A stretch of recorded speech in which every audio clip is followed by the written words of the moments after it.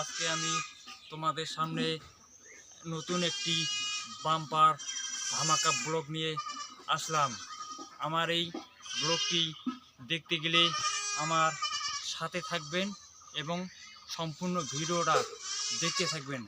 আর আমার ছোট্ট চ্যানেলটি একটু ছোট্ট করে প্লিজ সাবস্ক্রাইব করবেন। সেই চ্যানেলটি হলো ভিলেজ ফার্মার 99। আর আমার ব্লগটি তোমাদের সামনে এখনই শেয়ার করব। সেই ব্লগটি ধামাকা হলো কিভাবে অল্প দিনে এই ভুট্টা চাষ করে লাভজনক হওয়া যায় এবং কিভাবে তার পরিচালনা এবং পরিচর্যা তোমাদেরকে আজকে আমি শেয়ার করব এবং দেখাবো। আসেন আমি তোমাদেরকে দেখাইতেছি। আমরা যখন ভুট্টা চাষের পরিকল্পনা করি বা চাষ করার চেষ্টা করি, তখন আমরা কিন্তু প্রথমত মাঠে চাষবাস করি।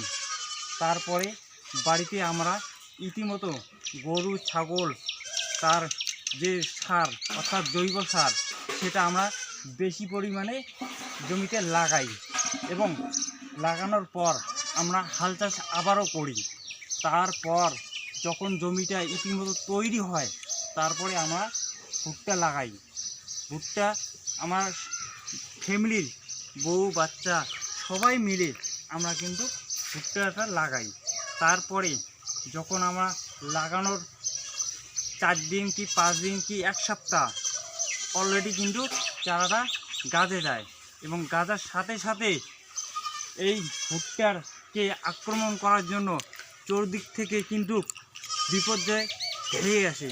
সেগুলো হলো আমাদের আশপাশের যে আমরা গ্রাম এলাকার পরিবারে যেমন ছাগল মুরগি এবং প্রাকৃতিক পাখি কয়াল এগুলো কিন্তু 90% বা 100%ই বলতে পারো এটাকে সর্বনাশ করার জন্য একদম আক্রমণ করে থাকে। তাই আমরা চতুর্দিক থেকে এই যে দেখতে পাচ্ছি জাল দিয়ে ঘিরে রাখি, যাতে কোনো ছাগল বা কোনো বাছুর ঠাছুর এগুলো না খায় সেটা দেখতে হবে। এইভাবে আমরা রক্ষা করি। রক্ষা করার পর কিন্তু আমরা যেহেতু একটু চারা গাছ বড় হলো ধীরে ধীরে, তখন আমরা মাঠের মধ্যে হালকা পরিমাণে ফুল চাষ দেই এবং ফুল চাষের পরে কিছুদিন যাওয়ার পর জমিতে কিন্তু অলরেডি জমিতে শুকিয়ে যায়, তাই না বন্ধুরা? শুকিয়ে দেওয়ার পর আমরা কিন্তু জমিতে জল দেই। জল দেওয়ার পর কিছুদিন পর বা 2-1 দিন পরেই আমরা কিন্তু একটা তাকে খাদ্য দেই। সেই খাদ্যটা হলো ইউরিয়া।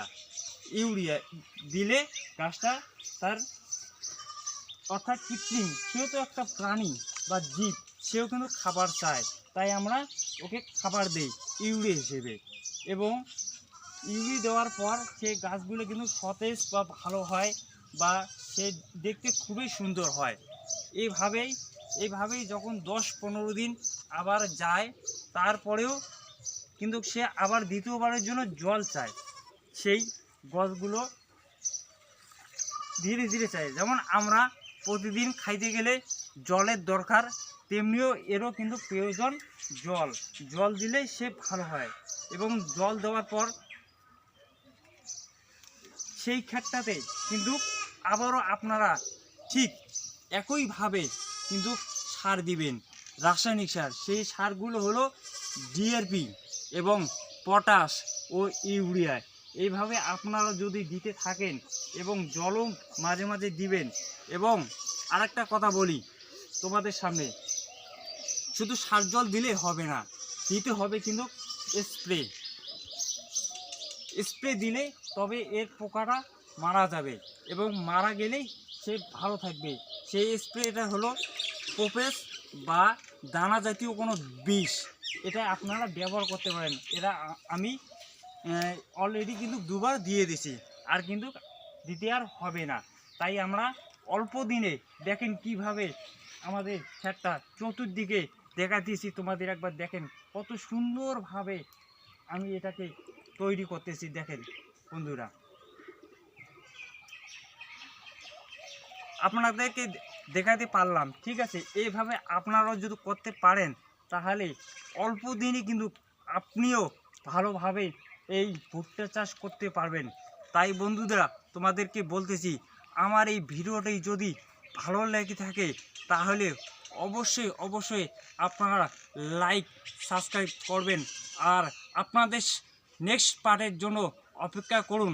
আর আমি তোমাদেরকে নেক্সট পার্টে একটা বাম্পার ধামাকা অফার আমি দিব, তোমাদের সামনে শেয়ার করব। দেখতে থাকেন আমার সেই বাম্পার অফারটি কি দেখাবো, তার জন্য আগামীকাল অপেক্ষা করুন, দেখবেন। এবং প্লিজ দয়া করে আমার এই চ্যানেলটিতে একটু সাবস্ক্রাইব করবেন।